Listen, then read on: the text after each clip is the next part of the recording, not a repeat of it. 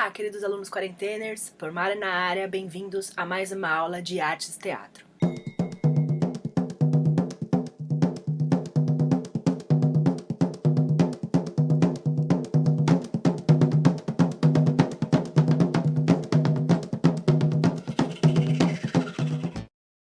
Vamos lá, sexto ano? Essa é a aula de número 16 e nós vamos falar sobre o corpo e o espaço, ensaios coreográficos. Vimos na videoaula anterior que a dança moderna se desenvolveu a partir do século XX, em diálogo com as demais linguagens artísticas que romperam com as técnicas e temas da dança clássica, e foi se consolidando de maneira particular nas diferentes culturas e etnias ao redor do mundo. Sendo assim, gente, cada civilização desenvolveu sua forma e sua estética para criar a sua arte dos movimentos. No dia a dia, gente, a gente repete inúmeros gestos sem perceber. Essa repetição forma nossos hábitos e, de certa maneira, nos ajuda a criar uma identidade própria. Entretanto, impede que possamos experimentar o corpo de maneiras diferentes e criativas. E a dança-teatro é um tipo de dança que não parte da ênfase no estudo dos movimentos do corpo, mas sim da presença da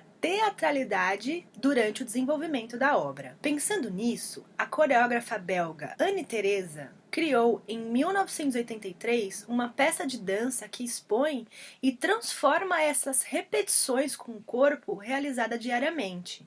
Ela se utiliza de gestos associados à feminilidade, como cruzar as pernas, jogar o cabelo ou arrumar o decote.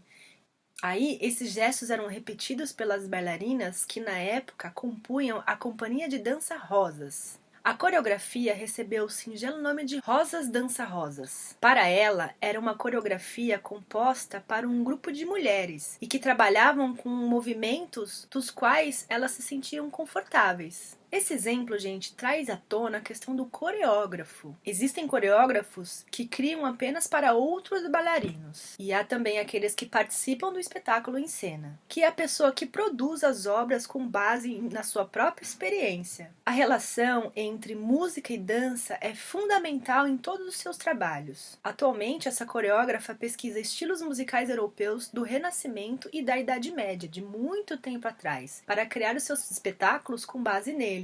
Além disso, ela vem estabelecendo parcerias com jovens criadores, respeitando a relação entre dança, espaço e palavra. Então é mais uma forma de manter a teatralidade em cena. Vocês já pararam para pensar quais gestos do seu cotidiano têm potencial coreográfico? Algumas histórias não podem ser contadas nem com palavras e nem com imagens. Elas falam de coisas imperceptíveis ao olhar. E pensando nisso, o coreógrafo da Quasar Cia de Dança, Henrique Rodovalho, criou em 2006 um espetáculo, Uma História Invisível. Os 5 artistas em cena são personagens de uma história diferente que não tem começo, nem meio, tampouco um fim.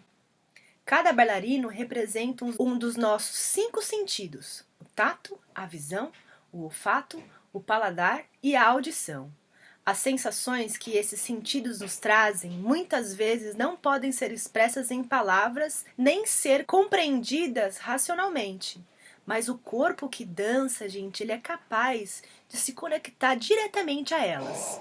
Na última parte do espetáculo, os bailarinos encenam um combate entre o sentido da visão e do tato. Em uma sociedade que privilegia as imagens visuais, muitas vezes o reconhecimento do espaço por meio do toque e de uma percepção interna que não precisa do olhar fica em segundo plano, fazendo uma íntima relação entre coreografia e música.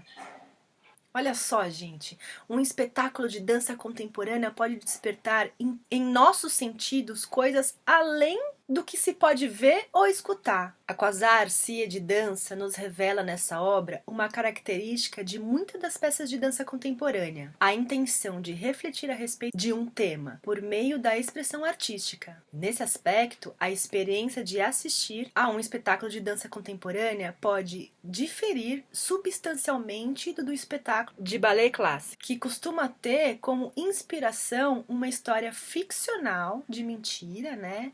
contada certinha ali de forma linear. A Quasárcia de dança foi criada em Goiânia em 1988 por Vera Bicalho e Henrique Rodovalho. A pesquisa de movimento realizada pelo grupo desde então levou ao desenvolvimento de uma linguagem própria. Seus espetáculos são marcados por essa pesquisa de movimentos e pelos elementos de humor. Hoje em dia, pessoal, muitos personagens de videogames realizam proezas e atravessam situações que seriam arriscadas se fossem reais, não é mesmo? Sem que os jogadores que os controlam tenham consciência disso, pois tais personagens são ficcionais e imateriais. As imagens que vemos na televisão, em filmes e em jogos afetam a forma como percebemos o mundo e nos relacionamos com as pessoas. No espetáculo Embodied Voodoo Game, o grupo Cena 11 explora as possibilidades proporcionadas pela interação com o público, que participa ativamente da criação da coreografia. Cada bailarino entra em cena vestido com uma camiseta estampada com o próprio nome,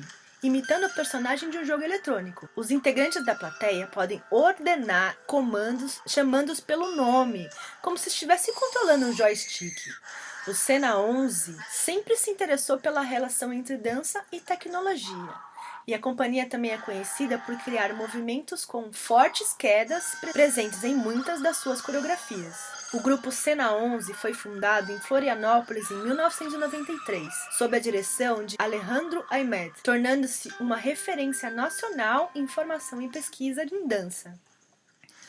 Suas criações dialogam com o universo das histórias em quadrinhos, dos videogames, do mundo digital e da tecnologia. O movimento corporal desenvolvido pelos artistas do grupo é marcado pelo risco, pelas quedas livres e pela singularidade da pesquisa de cada bailarino em relação ao próprio corpo. O espetáculo do grupo Cena 11 também permite abordar a questão da interatividade do público com o espetáculo de dança. Só a dança contemporânea dá possibilidade para isso, gente. Uma das grandes preocupações da dança é o espaço. O corpo que dança sempre ocupa um lugar no espaço e é ocupado por ele. Esse espaço pode ser da cena, do palco ou mesmo da cidade em que vivemos. Ao observar as atitudes corporais humanas, o coreógrafo húngaro Rudolf Laban identificou 4 fatores básicos para o movimento: a fluência, o tempo, o peso e o espaço. O movimento, ele pode ser feito ocupando um espaço pequeno ou pode ser projetado em todo o espaço, buscando alcançar, por exemplo, alguém que esteja observando à distância. Na cena do espetáculo Falam as Partes do Todo, da CIA Dani Lima, os artistas estão tão próximos uns dos outros que parecem querer ocupar o mesmo lugar, como se o espaço tivesse se compactado. Pode-se perceber também a proximidade do público com os artistas,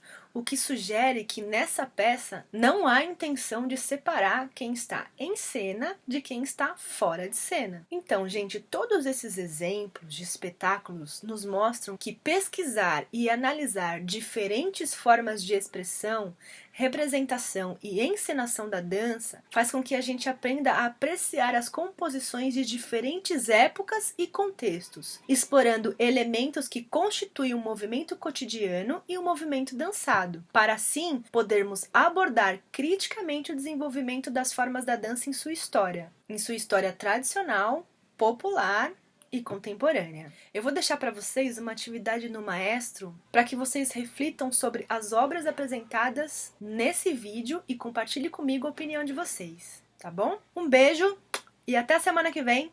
Tchau!